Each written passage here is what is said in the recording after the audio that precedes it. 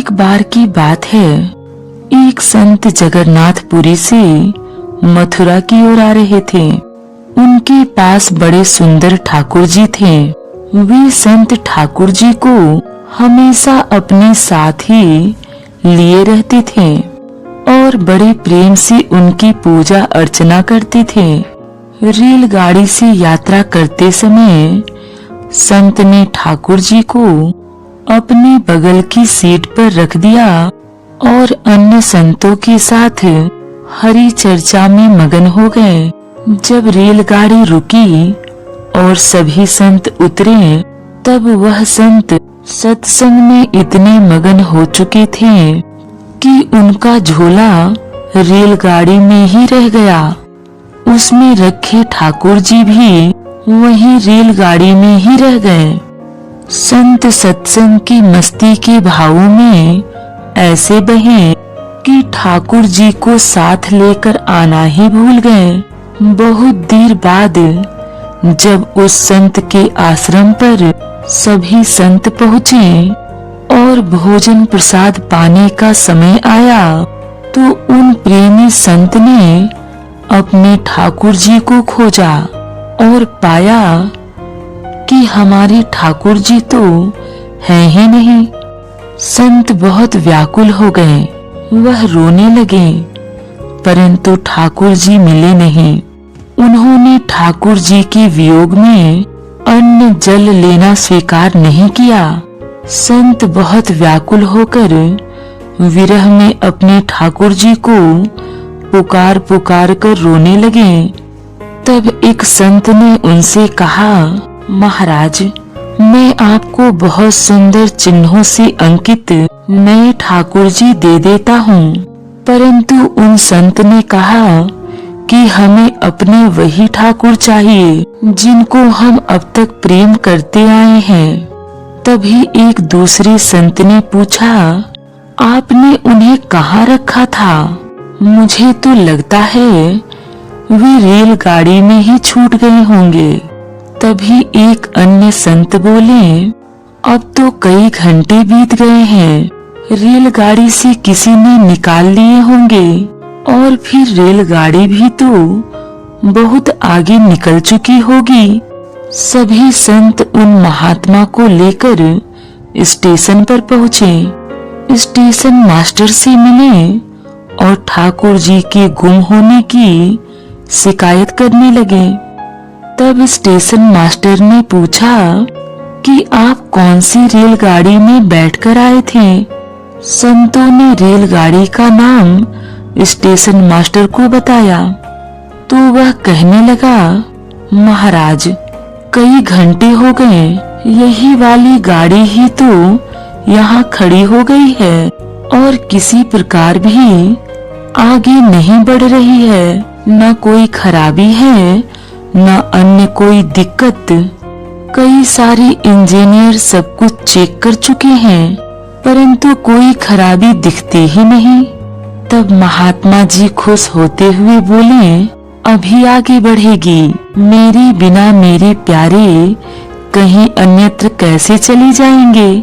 इसके बाद वे महात्मा जी रेलगाड़ी के डब्बे के अंदर गए और ठाकुर जी वहीं रखे हुए थे जहां महात्मा जी ने उन्हें बिठाया था।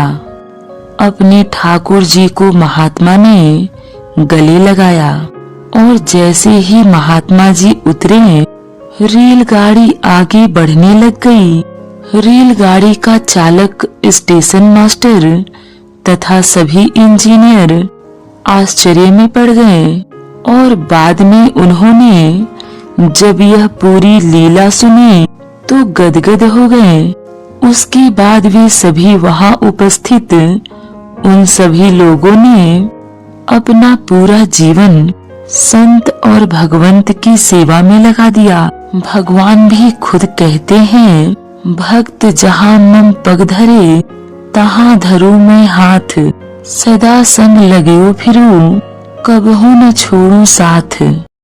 पौराणिक कथा के अनुसार तानसेन के गुरु स्वामी हरिदास भगवान श्री कृष्ण के अनन्य भक्तों में से एक थे। वे प्रसिद्ध धार्मिक निधिवन में भजन कीर्तन करके श्री कृष्ण की भक्ति किया करते थे। माना जाता है कि राधा कृष्ण जी इस वन में आकर उन्हें दर्शन देते थे। एक दिन वृंदावन के लोगों ने गुरु हरिदास स्वामी जी से विनती की कि वे भी राधा कृष्ण के दर्शन करना चाहते हैं। तब उनकी बात सुनकर हरिदास जी ने अपनी सच्ची भक्ति से राधा कृष्ण जी की आराधना की और वृंदावन के लोगों की कही बात उनसे कही।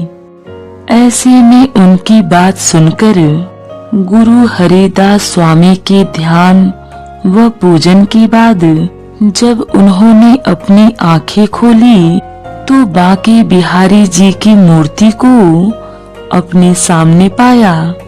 जब गुरु हरिदास स्वामी जी को भगवान जी की मूर्ति मिली तो उन्होंने उसे निधिवन में ही स्थापित किया।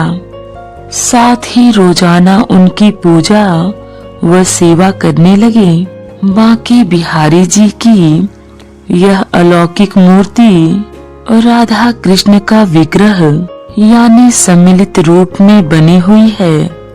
इसी वजह से बांके बिहारी जी की इस मूर्ति के श्रृंगार में आधी मूर्ति पर महिला और आधी मूर्ति पर ऐसी मान्यता है कि बांके बिहारी की छवि को लगातार देखने से भक्त श्री कृष्ण की भक्ति में वशीभूत होकर उनके साथ ही चला जाता है।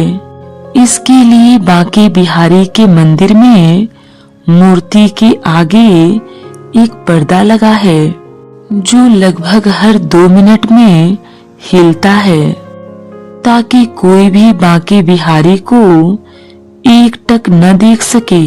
भगवान श्री कृष्ण अपने भक्तों से सच्चे मन से प्रेम चाहते हैं। कहा जाता है कि भक्त भी उनकी इस मूर्ति के दर्शन करके खुद को रोक न पाने के कारण वशीभूत हो जाते हैं। इसलिए इस मंदिर में आने वाले सभी भक्तजन भगवान की मूर्ति में आंख मिलाकर उन्हें निहारते हैं। माना जाता है कि बांके बिहारी की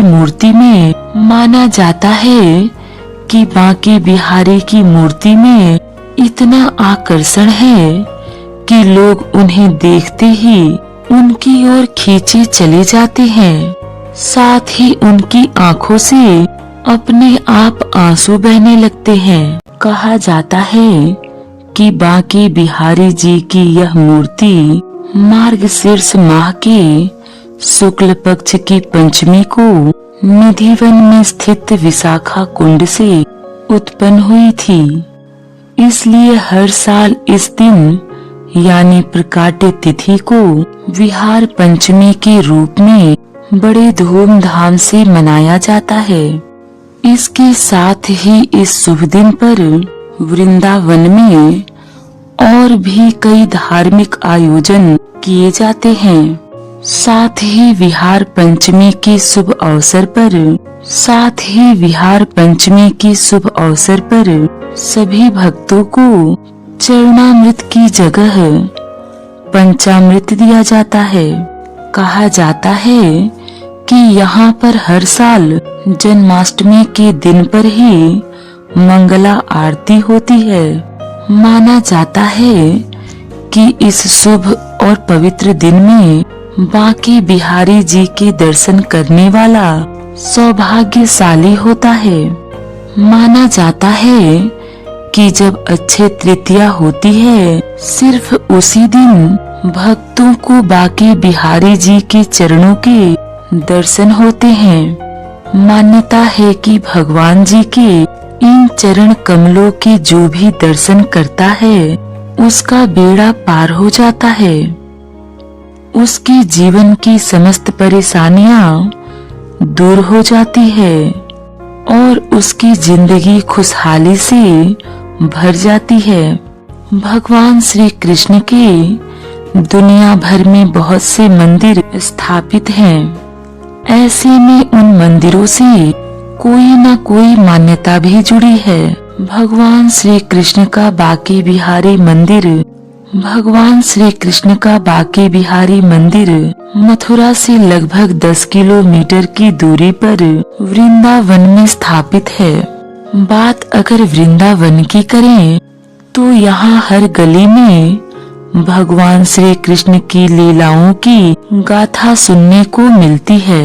यहीं की रमण रीति पर राधा रानी और श्री कृष्ण का बांके बिहारी मंदिर स्थापित है।